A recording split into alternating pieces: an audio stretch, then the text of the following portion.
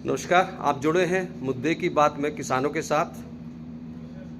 हम पहुंचे हैं आज सेक्टर 12 जिला उपायुक्त कार्यालय, जहां पर हरियाणा किसान संघर्ष समिति की कार्यकारिणी धानों में मिलर और आड़ती के साथ मिलीभगत से हो रही धोखाधड़ी और किसानों के साथ हो रही ठगी के विरोध में आज ये किसान पहुंचे हैं। जिला उपायुक्त तो अपनी मांग पत्र लेके पहुंचे हैं। जानेंगे उनसे कि क्या है उनकी मांग और बताएंगे विवरण। शर्मा जी, डी.के. शर्मा जी हैं, जो कि हरियाणा किसान संघर्ष समिति के प्रदेश अध्यक्ष हैं। शर्मा जी, बताइए क्या है आप उद्देश्य आज आपका आने का? देखिए, काफ़ी समय से हम बल्लभगढ़ और दूसरी मंडियों में देख रहे थे। इनको फरीदाबाद, पलवल की 2 मंडियों को हमने घूम कर देखा है और बाकी जैसे हमें इन्फॉर्मेशन मिली है, पूरे हरियाणा में ही इस तरह की धांधलियाँ हो रही हैं आड़तियों की तरफ से और मिलर्स की तरफ से। जी, किस तरह की धांधलियाँ हैं? होता क्या है कि आड़ती के यहाँ पर किसान अपना जो भी उत्पाद है, धान है या कोई भी चीज़ है, वो लेकर आता है जी, वो अनलोड कर देता है जैक की ट्रॉली से जी। जब उसकी बिक्री का समय आता है तो आड़ती के उसके मिलर के आदमी आड़ती के सामने और जो सरकारी एजेंसी हैं जो खरीद करती हैं उनके सामने ही कहता है कि ये तो अनफिट है जी। ना उसमें कोई मशीन लगाई जाती, ना उसके मॉइस्चर टेस्ट किया जाता है, कुछ नहीं देखा जाता और कहते हैं जी ये तो अनफिट है जी। आगे बढ़ जाते हैं और किसान बेचारा देखता रहता है कि मेरा माल इतना साफ है, हार्वेस्टर से मैं करवा के लाया हूँ या मैंने मैनुअली साफ किया है, यहाँ इन्होंने हाथ भी नहीं लगाया कुछ भी इसमें और उतार के भी मेरा ट्रैक्टर गया है और ये फिर कहते हैं अनफिट है।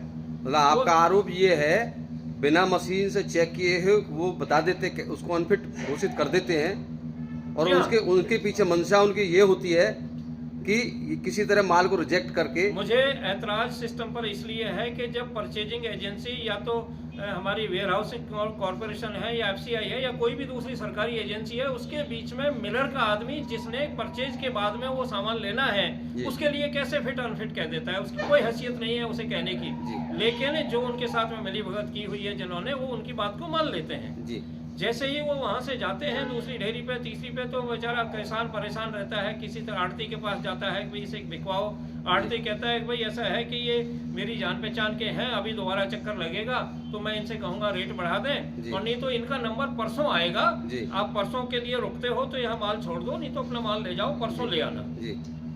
आड़ती किसान बेचारा शाम तक घूमता रहता है, उसे अपने जो बाकी बची हुई फसल है उसकी भी फिक्र होती है, अपने परिवार की फिक्र होती है, अपने पशुओं की फिक्र होती है, आगे आने वाली फसल की तैयारी की फिक्र होती है।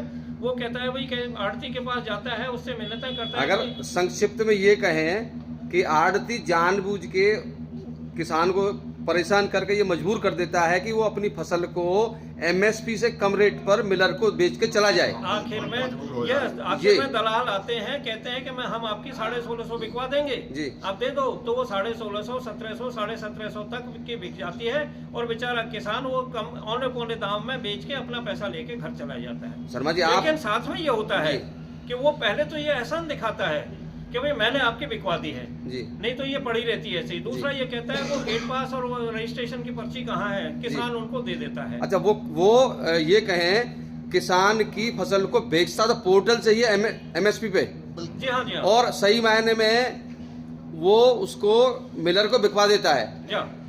कहने के लिए मैंने, और मिलर जो है उस जो माल होता है उसको ले जाता है एमएसपी पे ही, एमएसपी पे लेके जाता है। तो इसमें जो परचेज एजेंसी है वो भी मिली हुई है और जो मार्केट कमेटी है वो भी मिली है, आड़ती मिला है, मिलर मिला है, वो सब उसको पोर्टल पर ही बेच देते हैं। पूरा 1960 रुपया उसके कीमत बन जाती है जी। और कुछ दिन बाद वो पैसा खाते में आ जाता है किसान के जी, क्योंकि किसान ने आड़ती से कर्जा लिया होता है तो उसमें हिम्मत नहीं होती कि वो कहते कि मैं तेरा बाकी पैसा जो धोखाधड़ी से तुमने लिया है उसको नहीं देता। तो किसान से आड़ती ब्याज का पैसा भी ले लेता है और उससे ये मुनाफा जो कमाया हुआ है उस पैसे को भी ले लेता है। तो किसान को दोहरी मार पड़ रही है जी हाँ। एक तो वो जो उसने कर्ज लिया है आड़ती से उसका वो उसकी मनमर्जी का जो उसका ब्याज है हाँ। वो उसका भुगतान भी करता है और जो उसकी फसल एमएसपी पे बिकनी थी उसे कम दामों में बिचवा कर उसमें से जो बंदरबांट होती है, जो मुनाफा कमाया जाता है, उसमें से भी वो उसका हिस्सेदार होता है। आप सुन रहे हैं आप किस तरह किसान के साथ धोखाधड़ी, उसकी एक मेहनत से किसान गर्मी सर्दियों फसल पकाता है और उसके साथ किस तरह का खेल होता है मंडी के अंदर, उसी को लेके, उसी समस्या को लेकर आज हरियाणा किसान संघर्ष समिति जिला उपायुक्त के समक्ष प्रस्तुत हुए हैं। उन्होंने एक मांग पत्र सौंपा है। आप बताइए जी, आप क्या नाम है आपका? और मेरा नाम धारा सिंह है जी, जी। दयालपुर गांव से हूँ। जी जो ये समस्याएं शर्मा जी ने पेश की हैं, जी इन्हीं को मैं दोबारा दोहराता रहूँ तो कविता सी बन जाएगी जी लेकिन ये असलियत है कि किसान जो है ना, जी दवा कर्ज में पैदा हुआ और कर्ज में ही मरता है। तो उस पे सारे रूल जो है ना, सरकार हो या बड़ी आड़ती हो, उसी पे चलते हैं इनकी महामारी। और इनसे गेट पास भी ये दवा में ही देते हैं जी ये नहीं है कि भाई सारे अनपढ़ लोग हैं, जी क्यों ये पैसा पड़ते हैं इसीलिए ये गेट पास दे देते हैं।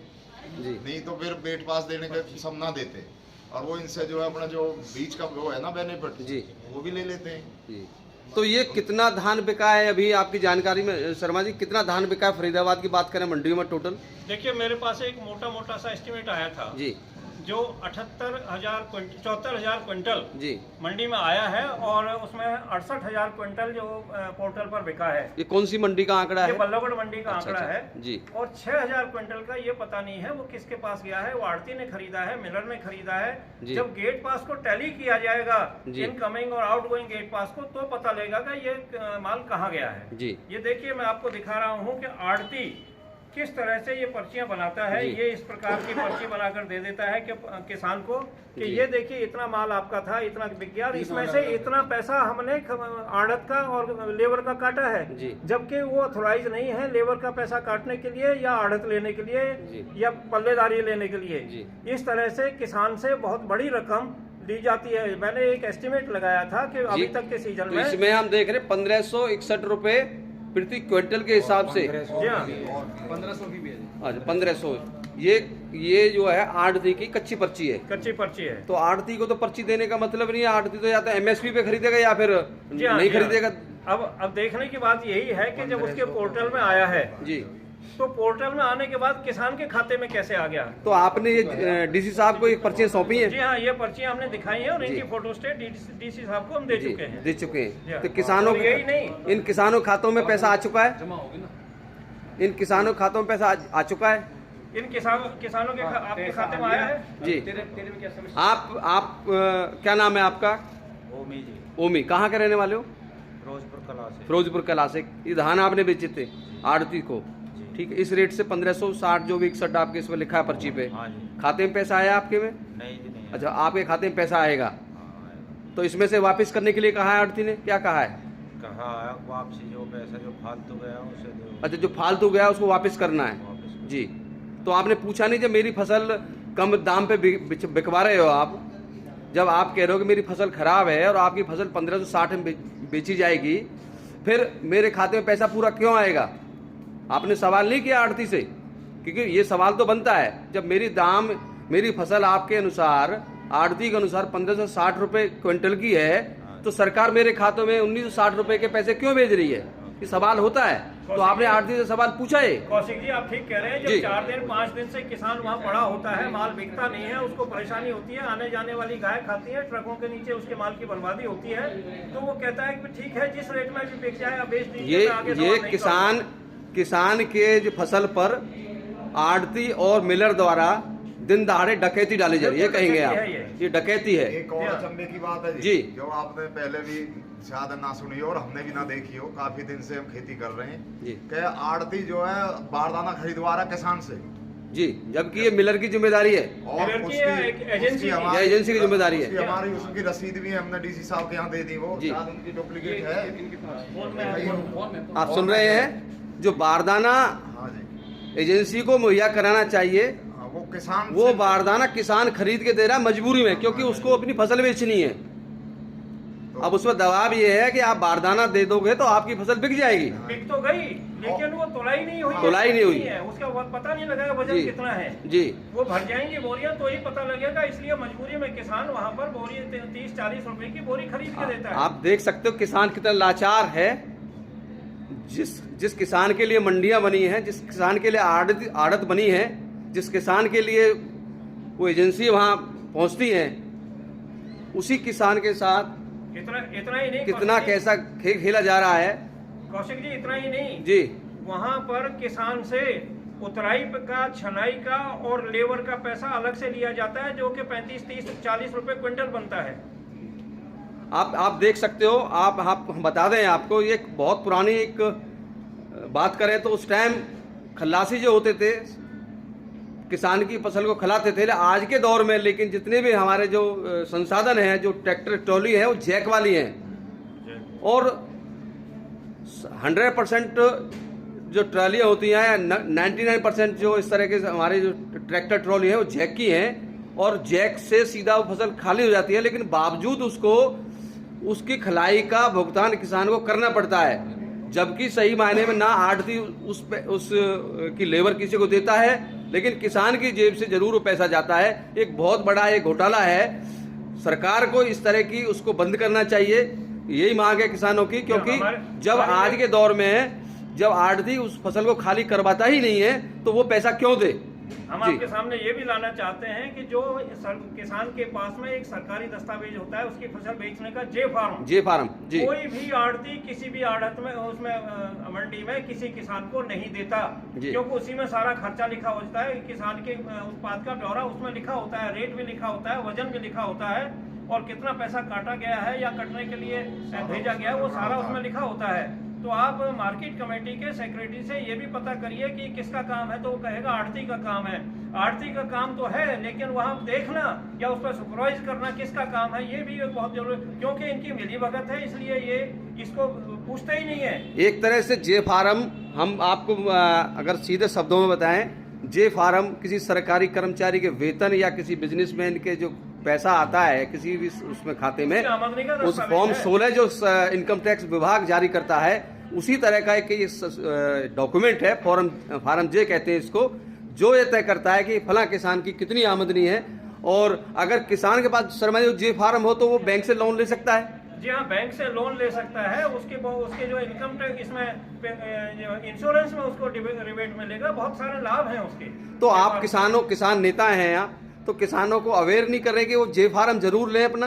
नहीं, हमने अभियान चलाया है, लेकिन इसके अंदर बहुत सारा विरोध होता है किसानों को, आड़तियों का। वो कहते हैं देखो हम अपनी आड़त में लगे या तुलाई में लगे, आपका जे फार्म निकाल के दें, फिर वो फिर देते ही नहीं है, सालों तक नहीं देते हैं, जबकि वो तुरंत देना चाहिए। तुरंत उसी टाइम जैसे ही उसका माल तुलता है वो जे फार्म होने जाना चाहिए। जे फार्म और गेट पास इन दोनों का मिलान होना चाहिए। जी, आप देख रहे हो, एक नहीं बहुत सारी शिकायतें हैं जो आढ़ती की जिम्मेदारी बनती है जे फार्म किसान को, वो क्योंकि जैसे उसने फसल खरीदी, उसकी खरीद के बाद उसका जे फार्म जारी करे, क्योंकि जे फार्म ही एक वो पैमाना है उसी चीज़ का कि किस किसान की कितनी आमदनी हुई। उस डॉक्यूमेंट्स का वो बैंक से लोन लेने में और दूसरे कामों में उसका उपयोग कर सकता है। लेकिन आढ़ती किसानों को जे फार्म जारी नहीं करता है, क्योंकि जे फार्म अगर जारी कर दिया तो शायद किसान के साथ वो चोरी होती है, जो बंदरबांट होती है वो ना हो, उसके साथ जो ठगी की जाती है। तो शर्मा जी, क्या आश्वासन दिया डीसी साहब ने आपको? डीसी साहब ने कहा है मैं इसकी जांच कराऊंगा पूरी तरह से और जो भी दोषी पाया जाएगा उसके खिलाफ कार्रवाई की जाएगी। जी, धन्यवाद। आप जुड़े हुए थे मुद्दे की बात में किसानों के साथ। किसान संतुष्ट होंगे जिला उपायुक्त के आश्वासन से, ये उम्मीद करते हैं हम। जिला उपायुक्त ने बहुत आराम से हमारी बातें सुनी, बड़े ध्यान से हमारी बातें सुनी और आश्वासन दिया है कि हम पूरी कार्रवाई करेंगे और पूरी जांच करवाने के बाद में इसके ऊपर कोई ना कोई सख्त आदेश आएंगे। मुद्दे की बात यह है कि सरकार कहती है कि हम किसान के एक एक दाने को खरीदेंगे और एमएसपी पे खरीदेंगे, लेकिन ये सिर्फ कागजी बात साबित हो रही है, क्योंकि किसान की फसल सिर्फ उसके पोर्टल में एमएसपी पे खरीदी जा रही है। सही मायने में मिलर और आढ़ती के बीच उनके फसल को कम दाम पर खरीद कर आपस में बंदरबांट चल रही है। इसकी जांच होनी चाहिए। फिर इसी तरह की किसी खबर के साथ फिर जुड़ेंगे आपके साथ। धन्यवाद।